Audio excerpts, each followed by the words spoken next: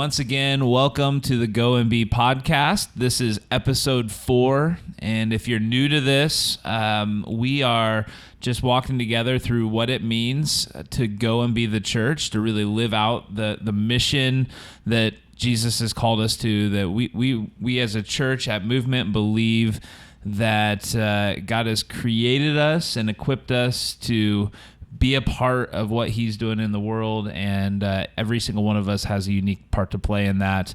If you're a part of Movement, we are just so glad that you're joining us so that you can be equipped to better live that out. If you're not a part of Movement but are joining us, we're just thrilled that you're engaged in this podcast. We hope that it is just a great tool for you to use as you think about what God's called you to, and really just explore some of those questions about what does God want to invite me into. And so with that being said, I am super stoked about today for multiple reasons. The biggest reason is I've got my friend Bronson Dennison here, and he's joining us on this podcast. And there are a lot of things I love about Bronson. Man, I love you. I love your attitude. I love your sense of humor. I love just your family, and just you have a great family. I do. I'm so blessed. Yeah, absolutely. And I love a couple years back you were part of child dedication. Yes. And I love that you wore a mullet wig and said your name was Billy Ray. As a part of child dedication in the video, and I love watching Taylor she was just angry, and so I value that. We laugh about it now. You know, there are times when you cry at the time, but you laugh later. Absolutely. And oh my goodness, dude, I rolled so much. I laughed so hard because of that, and so I love your sense of humor. And you know, I invited you on today, Bronson, because just you've been walking through some stuff right now, career-wise, and it's been a really cool journey. And I love your mindset and the way that you've really been seeking God in that. But why don't you just go ahead and share a little bit about your journey as far as the journey you've been on as of lately? Okay. Yeah, it was definitely a walk by faith type thing, and the story about Peter keeping his eyes on Jesus has been constantly playing in my mind. Yeah. To just simply stay focused on him. Don't worry about the storms that are around you, because he's going to take care of you. Yeah. He's not going to let the birds starve. Why would he let me or my family, his children, starve? Right on. You know, so we're completely walking in faith. So tell me about you know, when you think about God's provision and stuff, talk about the steps you've been taking in your with your job, and you know, you really have been seeking God to leave. You left a position to do something different. Tell me about that journey. Okay. Well, yeah, I left a job of almost 5 years, and it was a great company to work for. But I felt like being the head of a household, I needed to teach my kids what faith is, how to trust in what God can do. Uh-huh. And the only way to do that is to take those steps. And so far, he has proven it, and he's continuing. Let me give you a little more context. So you left your job in order to pursue your own business that you had already started, right? So tell me about the business that you have. I love the name. Tell me what it represents, all of that stuff. Absolutely. So I started a pressure washing and gutter cleaning business, and I had the idea, about 4 years ago, and I just didn't know a name that I wanted to go with, and so I knew everything I wanted to do. My wife and I are sitting in the back living room having coffee, and our middle child now, Griffin, we always used to play those little plastic army men, and it was good guys and bad guys. And no joke, as we're talking about it, he comes out, barely could walk or talk, and he hands me a plastic army man and says, "Dad, good guys, good guys." That's awesome. And my eyes welled up with tears, and I said, "That's the good Lord telling me, you know, not only do we have a name for the business, but that's what I want to raise them to be, is just simply that, a good guy." Yeah. And that's what I'm surrounding my business with, as far as who works for me, who I work with. And, I want people to see when we come up to their house to do a job, that they see me smiling. They see my partner smiling, and just the aura that we bring to it, the positivity. And I want them to question, why are you guys so happy to be at work when it's 100 degrees outside? Right. It is hot right now. Yeah. But pressure washing, I have a lot of fun. My buddy and I hose each other down on accident quite often. I do that with my kids, man.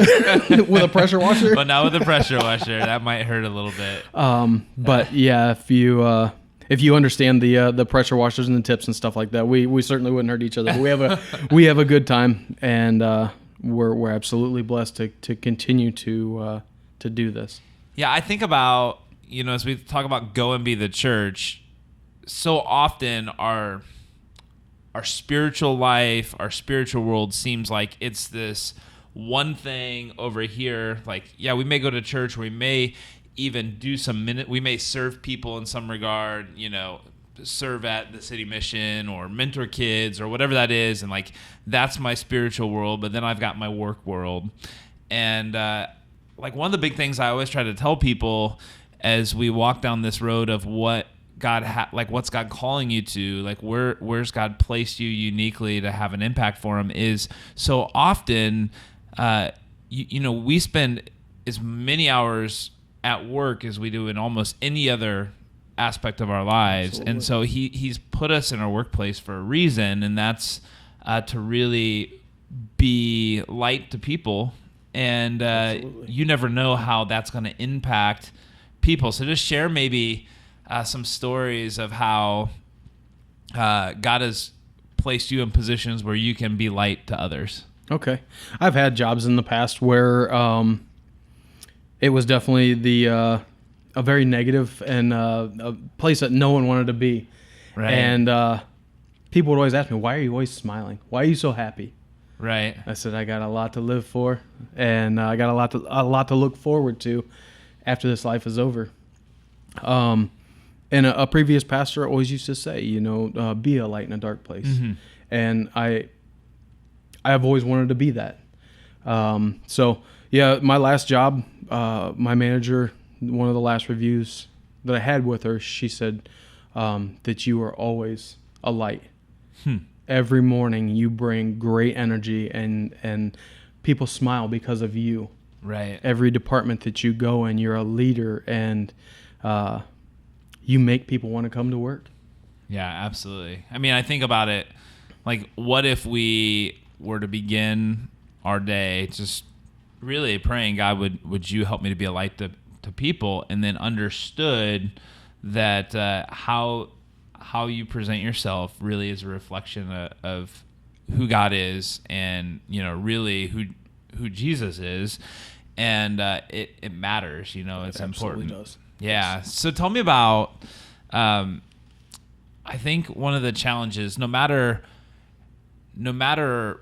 what step you're taking as far as living out Jesus' mission in your life, there always just seems to be this faith step. There's this, like, I got to take a step.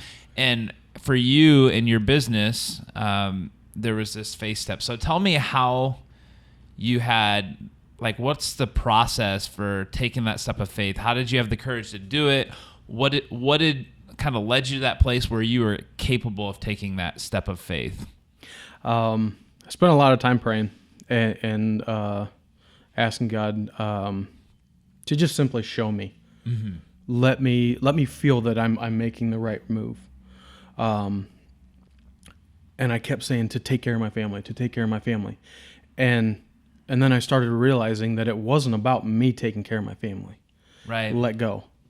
Let God take care of my family. Yeah. And so I went from thinking, oh, my calendar's not this very full for this month, and worrying about that, to now I don't even think about it. Right. And job after job, phone call after phone call.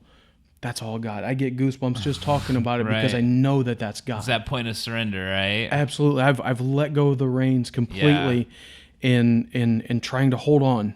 Taylor always says, or remember when we were going on our honeymoon and all you could say was, I want to get up in the cockpit of that plane because I'm such a control freak. Right. Hey, welcome to my world. I say that all the time, by the way. And she says, now you've been able to let go. That's cool. And trust that God is going to take care of us. And he does. Yeah. Week after week. Yeah. Yeah, I think that's the journey of coming to this place where you no longer focus on some of those like physical needs. Really puts you in a position where God can, use you in bigger ways.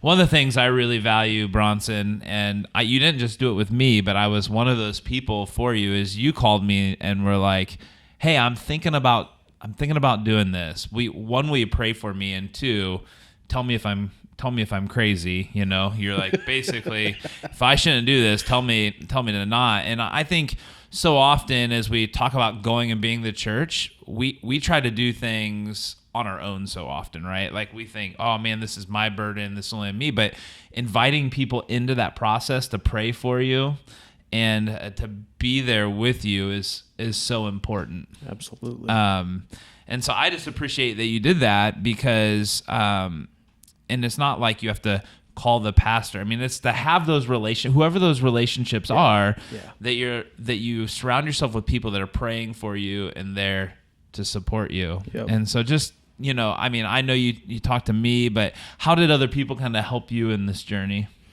I only had a few people that I reached out to. My best friend, Jeremy, who now works for me, and then my wife. Yeah. I just wanted to sit down and, get their opinions, get the where their mindsets were. Right. And at that time, Jeremy didn't work for me, and now he's with me full time. And he gave me some good advice, and it was just simply to test your faith. Right. And he beat cancer last year, and he was not an outwardly spiritual man. Right. He was stage 4, and survived. Wow. He said, I spent 10 months in the hospital, and I really learned to let go. Mm-hmm. And so I've taken that and that let go mindset and let God. He's here to say that. Mm-hmm. And Taylor was the same way. She just wanted me to pursue my dreams, but do it the right way. Right. And the right way meaning, don't go in it with I got to do this. It's all on me. And, right. If I work hard, it's going to work out. No, let go of all that. Right. And understand that God is in control. Yeah. And I've taken those 2 bits of information and really watched it work. Yeah, that's cool. I really just pressed into you and said, man, if you take this step, I remember on the phone when we talked, if you take this step, make sure it's because you want to see, God's mission, God do more in your life. You want to, hopefully it opens up the door for you to be more generous with your time, with your talents, with your treasure, all that stuff. Like, okay, God, I want to use this for your purpose. And I think when we have that mindset, it's a definite mindset shift. And so, man, like I said, I'm just so thankful that you share your story with people. I'm thankful that you understand just the power of being light. And man, I just want you to know I'm praying for you. Thank you. And we pray that I pray, but I think others will pray along with me that God uses your influence and the place where you find yourself at to just help more and more people find and follow him. So absolutely. Awesome. We get to August 1st. We get to go. Jeremy and I get to go pressure wash a lady's house and clean her house up. And I love getting to be a part of something like that. That's awesome. Super cool. Yes. Hey, let me recap real quick. Just encourage you to really ask the question, God, how do you want to use me in my place of work? God, you have me here for more than just to punch a time card. You have me here for more than just to do a job. I can be light in the darkness. The second thing is, so often when God calls us to something, it's going to require a step of faith.